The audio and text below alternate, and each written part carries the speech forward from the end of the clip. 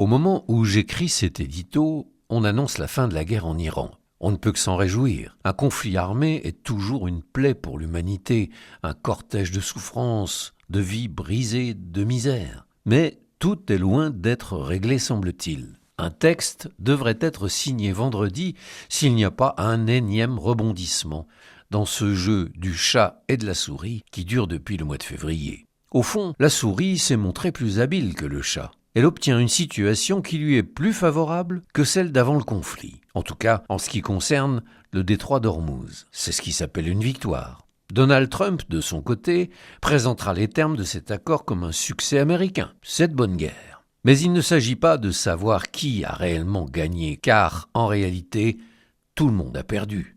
La puissante armée américaine a montré ses limites, et peut-être son inadaptation à la guerre moderne. Israël demeure sous la menace de l'Iran. Les pays du Golfe se sont découverts vulnérables. L'Europe, qui n'a pas mis le doigt dans l'engrenage, a creusé le fossé avec les États-Unis. Le peuple iranien a payé un lourd tribut à ce qui devait être sa libération. Et les prix à la pompe ont asséché les poches de nombreux conducteurs. Il s'agit de savoir surtout si cet accord est un bon accord, c'est-à-dire s'il engendrera vraiment la paix. Car l'histoire nous apprend que les mauvaises paix préparent les futures guerres.